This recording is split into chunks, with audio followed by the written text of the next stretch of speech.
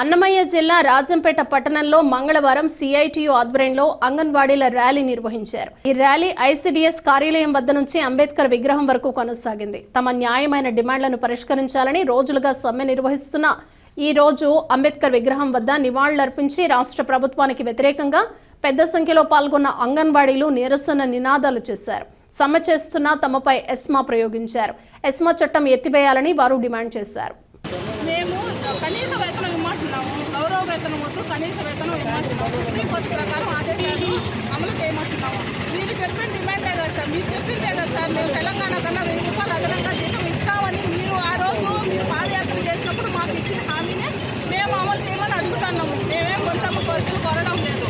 మేము నెల రోజులు 29 రోజుల నుంచి మేము ఇక్కడ రోడ్ల మీద పడి ఆడవాళ్ళం అందరమే బయటకు వచ్చి మేము ఇల్లు వాకిలు వదిలిపెట్టి స్కూళ్ళు వదిలిపెట్టి మేము ఇక్కడ ధర్నాలు చేస్తా అంటే మా మీద ఎస్మా చట్టం ప్రయోగించడం చాలా దారుణంగా ఉన్నారు. మరి మీరు ఆడవాళ్ళని ఇంత దారుణంగా చూస్తారని ఆ రోజు పాదయాత్రలో ఆడబిడ్డలకు నేనున్నాను, నా అక్క చెల్లెళ్ళు అని చెప్పి నేనున్నాను, నేను మీకు ఇస్తాను, హామీలు ఇస్తానని చెప్పి ఈరోజు మమ్మల్ని రోడ్ల మీద పెట్టి మీరు ఇంత దారుణంగా మాకు అసలు తెలియకుండా మీకు ఇంకా మా బాధలు ఇంకా మీ దాకా చేరలేదా సీఎం సార్ మేము అడుగుతున్నాము.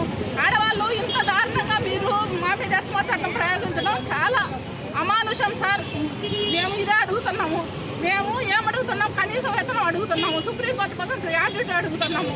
మేము అడిగిన అసలుది వదిలేసి మీరు ఏమేమో మేము నెరవేర్చినాం అనడం చాలా దారుణం సార్. మేము ఇప్పటికన్నా మీరు దిగి వచ్చి మీ ప్రభుత్వం మా అంగన్వాడీ కోరికలు నెరవేర్చాలని కోరుకుంటున్నాం. ప్రాజెక్టు అధ్యక్షురాలు విజయమ్మ సార్.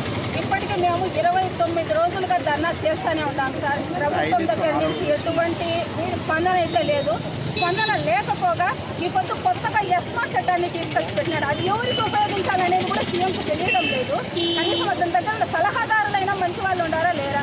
మాకు ఈ ప్రభుత్వ ఉద్యోగులకు వర్తిస్తుంది, మాకు వర్తించదు. పోనీ మమ్మల్ని ఏమైనా ప్రభుత్వ ఉద్యోగులుగా గుర్తించినావు అట్లన్నా చెప్పు, దానికైనా సంతోషిస్తాం.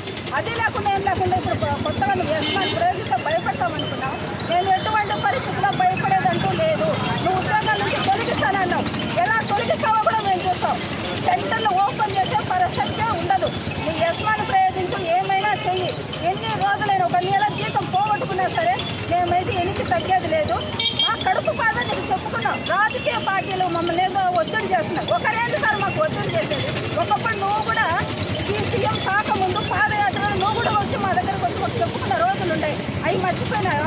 వాళ్ళ మద్దతు చూసి రెచ్చిపోతున్నారు, వీళ్ళ మద్దతు చూసి రెచ్చిపోతున్నారంటే ఒకరు చెప్పేది రెచ్చిపోలేదు సార్. మా కడుపు బాధ కొద్ది మాకుండే బాధలు సార్. మా పరిస్థితి ఇది. మేము వచ్చేసి మాకు 11,500 జీతం చాలదు అని చెప్పేసి నేను అంటున్నాము. ఆ విధంగా మాకు పెంచండి అన్నా కానీ ఎవరో రాజకీయ నాయక పార్టీలు వచ్చినారు, మాకు మద్దతు ఇచ్చినారని మాకు ఎటువంటి మద్దతు లేదు సార్. స్వచ్ఛందంగా మాకై మేము కడుపు బాధ చెప్పుకుంటున్నాం అంతవరకు.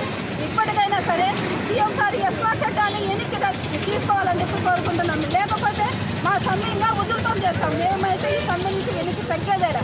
2 నెలలు అయినా సరే ఉంటాం సార్ ఇట్లే మేము.